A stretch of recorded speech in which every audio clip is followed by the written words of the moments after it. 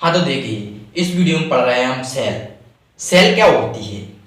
Cell देखिए body का smallest unit cell है। सेल सेल से ही मिलकर प्रत्येक अंग यानी एवरी ऑर्गन होता है वो मिलकर बना होता है सेल से। इस प्रकार सेल से मिलकर ऑर्गन बनता है, जैसे अपना हार्ट है। हार्ट भी एक सेल से मिलकर बना है। वो कौन कौन सी सेल है वो अलग बात है, लेकिन हार्ट भी सेल से मिलकर बना है। अपना ब्लड है वो भी सेल है, उसमें भी सेल है। जैसे भी कोई भी अंग हो, लीवर हो, किडनी हो, वो सेल से मिलकर ही तो बना है। अपनी बोन हो यानी हड्डी, वो भी सेल से मिलकर बनी है। लेकिन ये डिफरेंट डिफरेंट सेल से मिलकर बने होते हैं।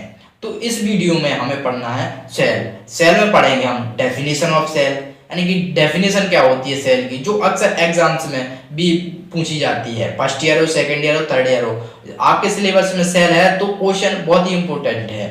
जैसे सेल, सेल के फंक्शन, फंक्शन क्या होते हैं सेल के, कैरेक्टरिस्टिक यानी कैरेक्टरिस्टिक क्या है सेल की, और ऑर्गेनल्स, सेरा ऑर्गेनल्स होते हैं ना, उनके ऑर्गेनल, ऑर्गन क्या है, ऑर्गेनिक, ऑर्गन यानी बड़ा, ऑर्गेनल्स यानी छोटे। सेल के अंदर भी जो छोटे छोटे ऑर्गन यानी अंग होते हैं, जैसे माइटोकॉन्ड्रिया, गोल्जी बॉडी, तो उनके डिस्क्राइब करेंगे यानी उनका फंक्शन क्या है, वो करते क्या है, तो उनको हम डिटेल में पढ़ेंगे। फिर पढ़ेंगे इंपॉर्टेंट क्वेश्चन जो सेल पर बन सकते हैं, जैसे डेफिनेशन ऑफ सेल। ऐसे कौन कौन से एग्जाम के लिए क्वेश्चन बन सकते हैं जो कि आपको लास्ट में बताए जाएंगे। क्वेश्चन आपको लास्ट में जरूर मिल जाएंगे, तो बस इस वीडियो को आपको लास्ट तक देखना है। सबसे पहले कुछ इंपॉर्टेंट नॉलेज सी पढ़ लेते हैं जो हर एक स्टूडेंट को पता ही होना चाहिए। बहुत ही इंपॉर्टेंट है, जो आपको एग्ज़ाम देंगे तो ये क्वेश्चन अक्सर पूछे जाते हैं, एक नंबर में पूछ लिया जाता है। जैसे कि सेल, अब सेल को अपन साइंटिफिक लैंग्वेज में साइटो भी कहते हैं। साइटो कहते हैं, क्यों कहते हैं? देखो, study of cell, study of cell is equal to cytology, यानी साइटोलॉजी। साइटो का मतलब होता है सेल और लॉजी का मतलब है स्टडी। इस प्रकार इसका मतलब हो जाएगा स्टडी ऑफ सेल, साइटोलॉजी। अब है डिस्कवरी। डिस्कवर किसने किया था? Discover and father.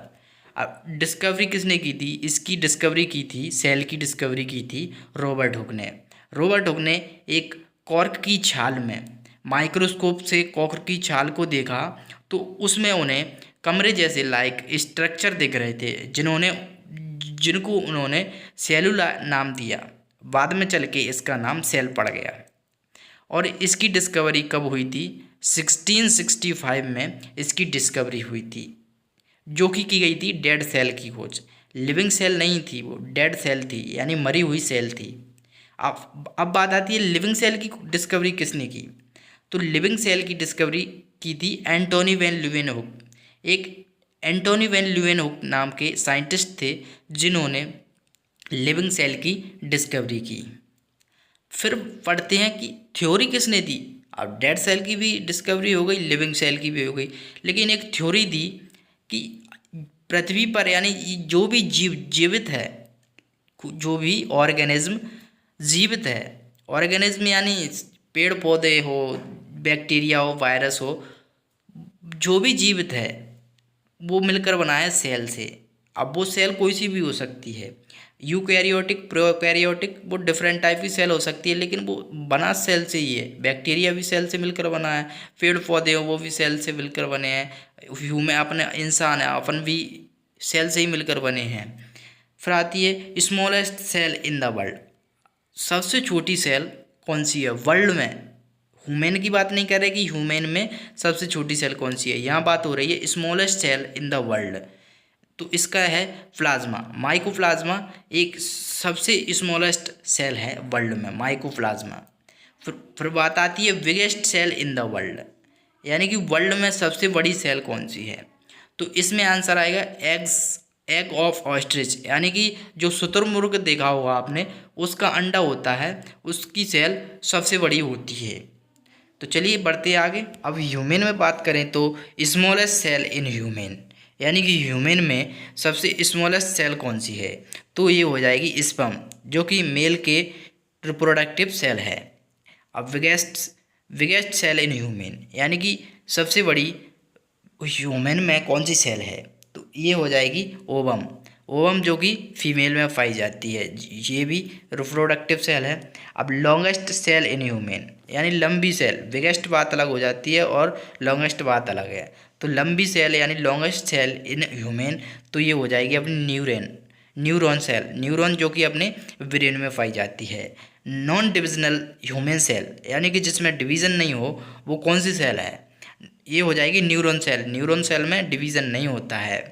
और फिर बात करें सबसे फास्ट डिवीज़न कौन सी सेल में होता है, तो fast divisional cell in human, तो वो हो जाएगी अपनी लीवर डैमेज हो जाए तो वो उसमें डिविजनल सेल है, यानी डिविजनल सेल है जो डिवीज़न करके वो अपने आप सही हो जाता है। लीवर एक ऐसा ऑर्गन है जो अपने आप सही हो सकता है। अब पढ़ते हैं definition of cell.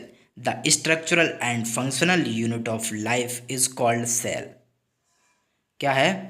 Structural and functional unit of life. अब एक लिविंग ऑर्गेनिज्म को लीजिए, अपनी बॉडी को ही ले लीजिए। अपनी बॉडी मिलकर कैसे बनी हुई है? अपनी बॉडी क्या, जो भी लिविंग ऑर्गेनिज्म है वो सेल से मिलकर बना है। तो अपनी बॉडी में स्ट्रक्चर कैसे मिल रहा है? अपनी बॉडी को स्ट्रक्चर मिल रहा है बोन से, यानी बोन के कारण स्ट्रक्चर मिला है। और बोन किससे मिलकर बनी हुई है? वो भी सेल से मिलकर बनी हुई है। एक लिविंग ऑर्गेनिज्म की स्ट्रक्चरल एंड फंक्शनल यूनिट हो जाएगी सेल, जो कि सबसे स्मॉलेस्ट यूनिट है। अब इसकी एक अच्छी डेफिनेशन है, यानी प्रॉपर डेफिनेशन पढ़ लेते हैं। वो क्या है? A cell is the basic structural functional and biological unit of all living organism. यानी कि जो लिविंग ऑर्गेनिज्म है उनकी biological functional and structural unit क्या है? सेल है। It is the smallest unit of life. ये स्मॉलेस्ट यूनिट है लाइफ की, जीवन की, यानी लाइफ की स्मॉलेस्ट यूनिट है। कोई भी ऑर्गेनिज्म हो उसकी स्मॉलेस्ट यूनिट सेल है। Capable of performing all essential life process including metabolism, growth and reproduction. यानी कि ये सेल है वो कैपेबल है परफॉर्म करने में ऑल असेंशियल लाइफ प्रोसेस, जैसे कि ग्रोथ एंड रिप्रोडक्शन। यानी कि ग्रोथ करनी हो सेल को तो वो ग्रोथ कर सकती है। एंड रिप्रोडक्शन यानी अपना डिवीज़न कर सकती है, रिप्रोडक्शन करती है, यानी और सेल बना सकती है। Cell can exist as independent organism, यानी कि यूनिसेलुलर, और as part of multicellular organism. यानी कि सेल है वो दोनों फॉर्म में पाई जाती है, unicellular and multi cellular organism के रूप में। अब मल्टी सेलुलर ऐसे अपनी बॉडी को लें वो मल्टी सेलुलर है, और एक बैक्टीरिया को लें वो एक यूनिसेलुलर है। Where the work together to form tissue and organ. जहाँ वो साथ में मिलके मल्टी सेलुलर है तो वो साथ में मिलके सेल ही तो साथ में मिलके टिश्यू बना रहे हैं, फिर टिश्यू मिलके ऑर्गन बना रहे हैं, ऑर्गन बना के ऑर्गन सिस्टम, ऐसे मिलके अपनी एक बॉडी बनी हुई है। तो बेसिक यूनिट की बात करें तो बेसिक यूनिट सेल ही रहती है। अब पढ़ते हैं कैरेक्टरिस्टिक ऑफ सेल, जो कि एग्जाम में पूछे जाते हैं, वेरी इंपॉर्टेंट है ये, इसको पढ़ना है। बेसिक यूनिट ऑफ लाइफ, यानी कि इसकी एक कैरेक्टरिस्टिक है कि एक बेसिक यूनिट है लाइफ की। The cell is the smallest living unit in all organism. यानी कि जो भी ऑर्गेनिज्म है उसकी स्मॉलेस्ट यूनिट है। कोशिका सभी जीवों के सबसे छोटी जीवित इकाई है, यानी सबसे छोटी इकाई क्या है? सेल है। अब ऐसे देखिए, ये सेल है, सेल से मिलकर क्या बना है? टिश्यू, और टिश्यू से मिलकर क्या बना है? ऑर्गन, और ऑर्गन से फिर ऑर्गन सिस्टम, ऑर्गन सिस्टम से एक ऑर्गेनिज्म, जो कि एक बॉडी बन गई है, सेल मेम्ब्रेन। अब सेल मेम्ब्रेन भी एक कैरेक्टरिस्टिक है इसकी, क्या है? A protective barrier that control what enters and exit the cell. यानी कि सेल का कैरेक्टर क्या है, यानी ये काम क्या करती है? ये प्रोटेक्ट बैरियर का काम करती है। जैसे कि सेल से क्या बाहर जाना चाहिए और क्या अंदर आना चाहिए। एक सुरक्षात्मक अवरोध जो कोशिका में प्रवेश करने और बाहर निकलने को नियंत्रित करता है, यानी उसको प्रोटेक्ट करके रखता है कि किसी निकलना है बाहर और किसी नहीं निकलना है बाहर। अब है जेनेटिक मटेरियल। जेनेटिक मटेरियल क्या होता है? डीएनए और RNA contain instruction for growth and reproduction, यानी कि वृद्धि और प्रजनन के लिए निर्देश शामिल हैं। अब ये डीएनए और आरएनए क्या होता है? इसमें एक इन्फॉर्मेशन रहती है कि आपको पता होगा कि कहते हैं कि ये अपने पिता पे गया है। मतलब पिता पे कैसे गया है? ये डीएनए मैटर करता है कि पिता के जैसा दिखना, बच्चा दिखेगा तो पिता के जैसा दिखेगा, क्योंकि डीएनए उसके पिता का है। तो उसके लिए उसमें इन्फॉर्मेशन है कि उसका कान कैसा बनना है, नाक कैसी बननी है, मतलब डीएनए के हिसाब से वो रूप ले लेता है। जैसे नाक का डीएनए नाक जैसी संरचना बनाएगा, ऐसे ही अलग अलग डीएनए होते हैं जो अलग अलग इन्फॉर्मेशन होती है, इसलिए डीएनए इज़ वेरी इंपॉर्टेंट। अब क्या है एनर्जी प्रोडक्शन। एनर्जी प्रोडक्शन क्या है, convert nutrients into energy for survival, यानी ऑर्गेनिज्म को सर्वाइव करने के लिए एनर्जी की ज़रूरत होती है, तो वो न्यूट्रिएंट को जो अपन खाते हैं उसको एनर्जी में कन्वर्ट करती है, यानी जीवित रहने के लिए पोषक तत्वों को ऊर्जा में परिवर्तित करना ये एनर्जी प्रोडक्शन है। अब है रिप्रोडक्शन। रिप्रोडक्शन क्या है, cell divide through mitosis for growth and meiosis for reproduction. Cell division दो तरह से होता है, माइटोसिस एंड मियोसिस। माइटोसिस होता है ग्रोथ के लिए एंड मियोसिस होता है रिप्रोडक्शन के लिए। अब है टाइप्स ऑफ सेल। इसका क्लासिफिकेशन डिफरेंट टाइप से किया गया, लेकिन ये based on structure. Based on structure cell divide into two types, first prokaryotic cell and second eukaryotic cell. Prokaryotic cell like bacteria and eukaryotic cell human cell. तो ये diagram से आप समझ सकते हैं। आप पढ़ते हैं प्रोकैरियोटिक सेल। प्रोकैरियोटिक सेल का मतलब है प्रिमिटिव सेल, जो कि पुरानी सेल होती है उसे प्रिमिटिव सेल कहते हैं, मतलब पहले की सेल प्रिमिटिव सेल। क्या है, लेक्स आर ट्रू न्यूक्लियस, यानी कि ट्रू न्यूक्लियस की कमी होती है। DNA is present in nucleoid region without a nuclear membrane, यानी कि जो डीएनए है वो प्रेजेंट होता है न्यूक्लियोइड रीजन में, यानी कि न्यूक्लियोइड क्षेत्र रीजन होता है वहाँ पर डीएनए प्रेजेंट होता है विदाउट न्यूक्लियर मेम्ब्रेन, यानी कि जिसमें न्यूक्लियस के चारों ओर जो मेम्ब्रेन होती है ना, वो मेम्ब्रेन नहीं होती। डीएनए तो होता है लेकिन विदाउट मेम्ब्रेन के होता है। क्या है, डीएनए न्यूक्लियस झिल्ली के बिना न्यूक्लियोइड क्षेत्र में मौजूद होता है।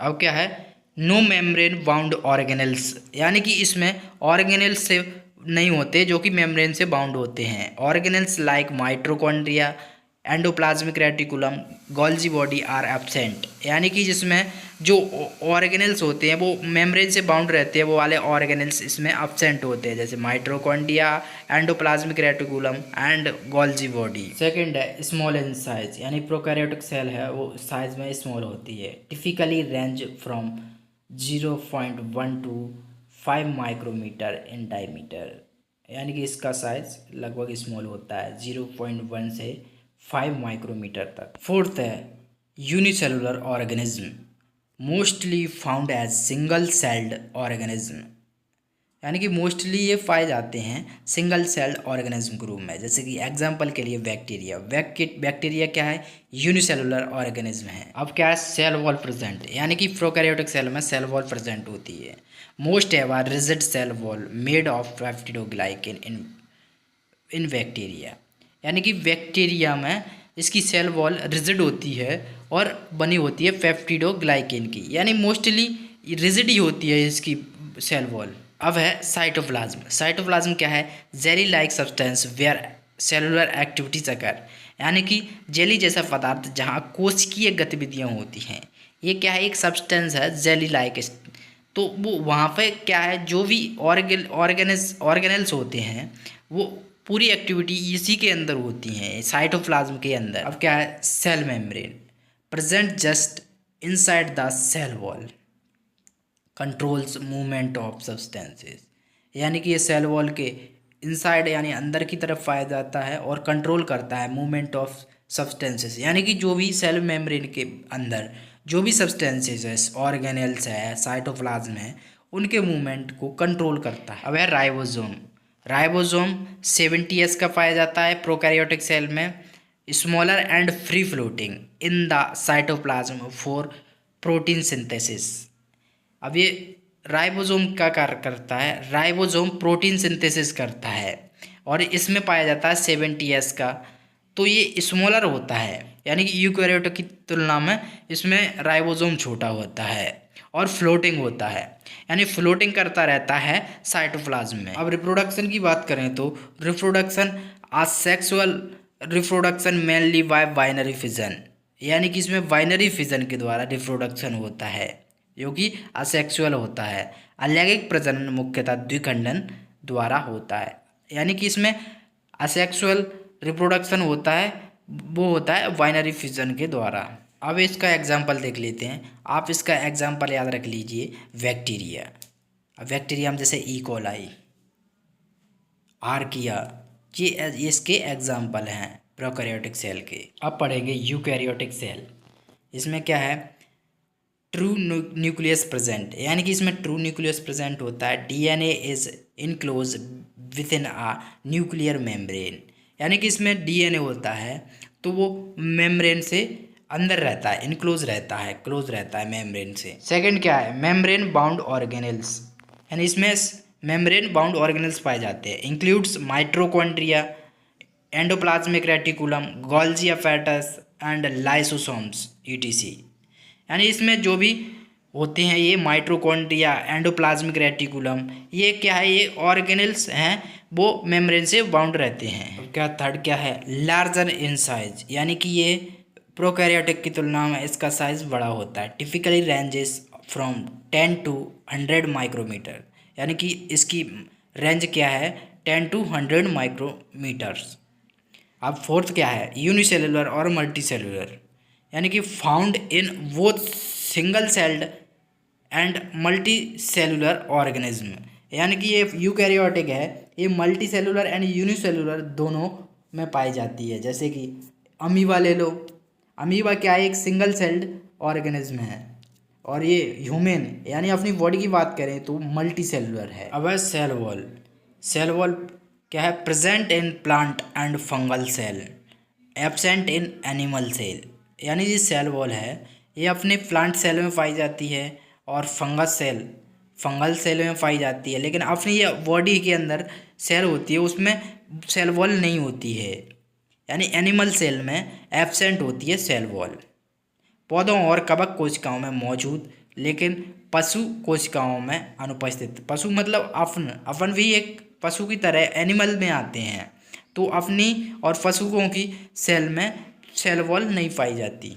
Cell membrane controls movement of substances in and out of the cell, यानी कि इसमें क्या अंदर आना चाहिए और क्या बाहर जाना चाहिए, इसको कंट्रोल करता है सेल मेम्ब्रेन। अब है cytoplasm, contains organelles and is the site of many metabolic activities, यानी कि इसमें कोशिकांग होते हैं और यह कई चयापचय गतिविधियों का स्थल है।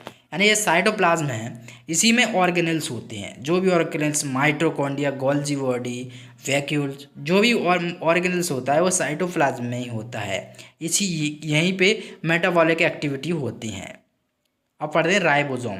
राइबोसोम क्या है, इसमें 80 टाइप्स का राइबोसोम होता है। उसमें क्या था, उसमें 70S टाइप का था और इसमें 80S टाइप का है। Larger and may be free और अटैच टू ER, मतलब उसमें फ्री था, इसमें फ्री भी होता है, मतलब फ्लोटिंग भी होता है और अटैच भी होता है ER, यानी एंडोप्लाज्मिक रेटिकुलम से अटैच भी होता है। अब रिप्रोडक्शन की बात करें तो कैन रिप्रोड्यूस असेक्सुअल और सेक्सुअली, तो यानी इसमें माइटोसिस और मियोसिस दोनों होता है यूकैरियोटिक सेल में। इसका एग्जांपल क्या है, plant cell, animal cell, fungi and protist. देखिए अब पढ़ते हैं अपन सेल ऑर्गेनेल्स। सेल ऑर्गेनेल्स क्या होते हैं, जो सेल के अंदर ऑर्गेन होते हैं छोटे छोटे, उनको सेल ऑर्गेनेल्स कहते हैं। सबसे पहले पढ़ते हैं nucleus. It discovered by Robert Brown, यानी कि ये डिस्कवर किया गया था रॉबर्ट ब्राउन द्वारा, रॉबर्ट ब्राउन नाम के साइंटिस्ट के द्वारा। It is also called brain of cell, यानी इसे ब्रेन भी कहा जाता है सेल का। एंड कंट्रोलर ऑफ सेल, यानी कि सेल को कंट्रोल कौन करता है, न्यूक्लियस, और ब्रेन कौन है, वो भी न्यूक्लियस ही है। Stores DNA and regulate gene expression, यानी कि जो डीएनए को रिस्टोर करता है न्यूक्लियस और जीन एक्सप्रेशन को भी रेगुलेट करता है, और मतलब इन्फॉर्मेशन है उनकी एक्सप्रेशन को भी रेगुलेट करता है। Control the cell growth, metabolism and division, यानी कि ये सेल की ग्रोथ को भी कंट्रोल करता है, मेटाबॉलिज्म को भी करता है एंड डिवीजन को भी कंट्रोल करता है। Contains the nucleolus which produce ribosomes, यानी कि इसमें न्यूक्लियोलस होते हैं जो प्रोड्यूस करते हैं राइबोसोम को। अब है साइटोप्लाज्म। साइटोप्लाज्म क्या है, एक जेल लाइक सब्सटेंस है, supports biochemical reactions and transport within the cell, यानी कि जो बायोकेमिकल रिएक्शन होती है उनको ट्रांसपोर्ट करता है पूरे सेल के अंदर। Plasma membrane control the movement of substances in and out of the cell, यानी ये कंट्रोल करता है मूवमेंट को, मूवमेंट ऑफ सब्सटेंस, यानी सब्सटेंस के मूवमेंट को कंट्रोल करता है कि कौन सा सब्सटेंस बाहर जाना चाहिए और कौन सा सब्सटेंस अंदर आना चाहिए। It is made up of protein, lipids and carbohydrates, यानी ये बना होता है, ये प्लाज्मा मेम्ब्रेन किससे बना होता है? लिपिड्स, कार्बोहाइड्रेट एंड प्रोटीन से। अब है माइटोकॉन्ड्रिया। माइटोकॉन्ड्रिया क्या है? Known as the power house of cell, यानी इसे पावर हाउस के नाम से भी जानते हैं। It produce energy in ATP form में, ये एनर्जी को प्रोड्यूस करता है एटीपी फॉर्म में। एटीपी की फुल फॉर्म होती है adeno triphosphate through cellular respiration, यानी सेलुलर रेस्पायरेशन के द्वारा ये एटीपी के रूप में एनर्जी प्रोड्यूस करता है। Has a double membrane with folded inner structures called cristae, यानी कि इसमें डबल मेम्ब्रेन का एक फोल्डेड इनर स्ट्रक्चर होता है ना, ये आप देख पा रहे हैं, इसे क्या कहते हैं? क्रिस्टी कहते हैं। Contains its own DNA allowing cell application, यानी कि इसमें खुद का डीएनए होता है। राइबोसोम्स क्या है? Sites of protein synthesis found floating in cytoplasm और ऑन रफ ईआर, यानी साइटोप्लाज्म में फ्लोटिंग करता हुआ पाया जाता है और रफ ईआर में पाया जाता है। It is also called the protein factory, यानी इसे प्रोटीन फैक्ट्री भी कहा जाता है। अब है एंडोप्लाज्मिक रेटिकुलम, यानी ईआर, इसे शॉर्ट फॉर्म में ईआर कहते हैं। ये टू टाइप्स का होता है। रफ ईआर ये होता है has ribosomes help in protein synthesis, rough ER क्या करता है? प्रोटीन सिंथेसिस करता है। और स्मूथ ईआर नो राइबोसोम्स, इसमें राइबोसोम्स नहीं होते, involved in lipid synthesis and detoxified harmful substances. ये क्या करता है? ये स्मूथ ईआर क्या करता है? ये करता है सिंथेसिस लिपिड का। ये आप देख पा रहे हो, ये डॉट डॉट दिख रही हैं, ये क्या है? ये राइबोसोम है। ये राइबोसोम नहीं पाए जाते वहाँ पे स्मूथ ईआर पे, स्मूथ रफ ईआर पे पाए जाते हैं ओनली राइबोसोम्स। अब है गोल्जी अपैरेटस। ये क्या है? Modified packages and transport protein and lipid. ये क्या करता है? मॉडिफाई करता है, पैकेज करता है एंड ट्रांसपोर्ट करता है प्रोटीनों और लिपिड को। It is also known as packaging centre, यानी इसे पैकेजिंग सेंटर के नाम से भी जाना जाता है। लाइजोसोम्स क्या है? Content digestive enzymes to break down waste and damaged organelles, यानी कि इसमें एक डाइजेस्टिव एंजाइम होता है जो डाइजेस्ट कर देता है किसी वेस्ट को या डैमेज्ड ऑर्गेनेल्स को, उनको ब्रेक डाउन कर देता है। हेल्प्स इन अपोप्टोसिस, ये अपोप्टोसिस में हेल्प करता है। It is also known as suicidal bag and waste disposal unit, यानी कि ये सुसाइडल वैग के नाम से भी जाना जाता है और वेस्ट डिस्पोजल यूनिट भी कहते हैं इसे। अब क्या है? साइटोस्केलेटन क्या है? साइटो का मतलब है सेल, स्केलेटन का मतलब क्या है? स्ट्रक्चर, सेल का स्ट्रक्चर। द स्ट्रक्चरल फ्रेमवर्क, यानी स्ट्रक्चर एक फ्रेम की तरह स्ट्रक्चर रहता है। Provides shape, support and movement to the cell, यानी ये शेप प्रोवाइड करता है एंड सपोर्ट प्रोवाइड करता है, मूवमेंट भी प्रोवाइड करता है। ये क्या है? Cilia and flagella. ये क्या है? ये देख रहे हो आप, ये देख रहे हैं, ये एयर लाइक स्ट्रक्चर है, ये छोटे छोटे दिख रहे हैं, यानी ये सिलिया है, इसमें एक सिलिया। एंड ये फ्लेजिला, इसमें एक लंबा सा रहता है, वो वाइफ लाइक स्ट्रक्चर, वो फ्लेजिला रहता है। क्या है? सिलिया क्या है? शॉर्ट हेयर लाइक स्ट्रक्चर, यानी एयर लाइक वाल की तरह स्ट्रक्चर होता है। That move substances across the cell surface, यानी कि सेल सरफेस पर सब्सटेंस को मूव कराता है। एग्जाम्पल की रेस्पायरेटरी ट्रैक्ट। अब क्या है? फ्लेजिला क्या है? लॉन्ग विफ लाइक स्ट्रक्चर, यानी लॉन्ग स्ट्रक्चर होता है, एक ही होता है structure that help in cell movement, जो कि सेल को मूवमेंट कराता है। जैसे कि आपने स्पर्म को अगर माइक्रोस्कोप में देखा हो तो वो क्या है? एक फ्लैजिला है उसमें, स्पर्म में पूंछ की तरह। अब क्या है? वैक्यूल क्या करता है? वैक्यूल देख रहे हो, इसमें पहले ही पानी की जैसा दिख रहा है, तो मतलब इसका काम है पानी को स्टोर करना, water store. Store water, nutrients and waste. यानी ये स्टोर का काम करता है, स्टोर करता है, खाली जगह है उसमें स्टोर करता है। ऐसे अपना स्टोर रूम रहता है, उसमें क्या है अपन स्टोर करते हैं अपने घर के सामान को, ऐसे ही इसमें स्टोर रहता है। क्या रहता है? Store water, nutrient and waste. इसमें न्यूट्रिएंट एंड वेस्ट वाटर इसमें स्टोर रहता है। लार्ज इन प्लांट सेल, यानी प्लांट सेल में लार्ज होता है, and small in animal cell, यानी एनिमल सेल में ये स्मॉल होता है, छोटा होता है। अब पढ़ते हैं फंक्शन ऑफ सेल, यानी कि सेल के फंक्शन कौन कौन से हैं। सबसे पहला है स्ट्रक्चरल सपोर्ट। स्ट्रक्चरल सपोर्ट कैसे काम करता है? इसको forms the basic structure of all organism, यानी कि ये जो भी लिविंग ऑर्गेनिज्म है उसको स्ट्रक्चर प्रोवाइड करने की बेसिक यूनिट क्या है? सेल है। Growth and development. Growth and development helps in cell division and growth, यानी कि सेल का मेन फंक्शन है सेल का डिवीजन करना एंड ग्रोथ करना। Energy production. अब energy production, produce energy through cellular respiration, यानी कि सेल एनर्जी प्रोड्यूस करती है वो सेलुलर रेस्पायरेशन के थ्रू। जो आपको पता होगा, आपको पढ़ाया बताया अभी कि माइटोकॉन्ड्रिया में इसका प्रोडक्शन होता है एटीपी की फॉर्म में। अब क्या है? Metabolism carries out all chemical reactions necessary for life, यानी कि जो लाइफ के लिए, सर्वाइव करने के लिए जो भी केमिकल रिएक्शंस होती हैं वो सेल ही तो करती है।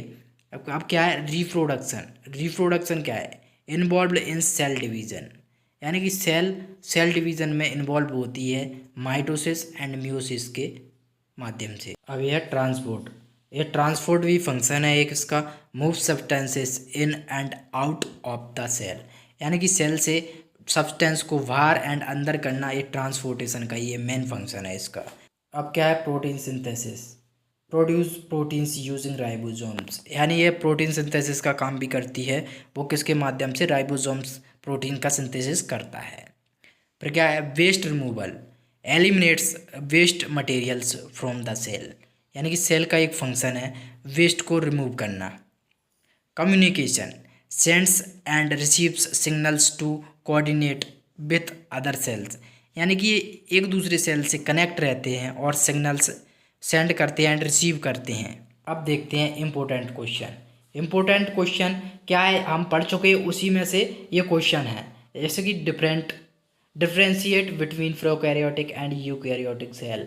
अभी उसको पढ़ लिया है पूरा, प्रोकैरियोटिक को पढ़ लिया डिटेल में, यूकैरियोटिक को पढ़ लिया, तो अब उसमें डिफरेंशिएट करना है, तो उसको आप डिफरेंशिएट आसानी से कर सकते हैं। तो ये इंपॉर्टेंट क्वेश्चन है। सेकंड क्या है? Describe the structure and functions of eukaryotic cell with the neat labelled diagram, यानी कि आपको यूकैरियोटिक सेल का डायग्राम बनाना है, फंक्शन लिखना है उसके, जो कि आपको पढ़ा दिए हैं, एंड इस स्ट्रक्चर को समझाना है। थर्ड क्या है? Explain the various cell organelles and their functions, यानी कि आपको जितने भी ऑर्गेनेल्स हैं सेल के उनको डिस्क्राइब करना है एंड उनके फंक्शन भी लिखना है। अब फोर्थ क्या है? Describe the cell in detail. अब ये आपको लॉन्ग टाइम में आ सकता है कि इस पूरे सेल को डिटेल में डिस्क्राइब करो, उसकी definition, diagram, level diagram, organelles with function, यानी उनके फंक्शन भी होना चाहिए ऑर्गेनेल्स के, और उनके नाम भी होना चाहिए, और डायग्राम होना चाहिए लेवल्ड। आज के लिए बस इतना ही। अगर आपको सेल पूरा समझ में आ गया है तो वीडियो को लाइक करें और एक कमेंट अवश्य करें कि आपको क्या समझ में आया और क्या समझ में नहीं आया।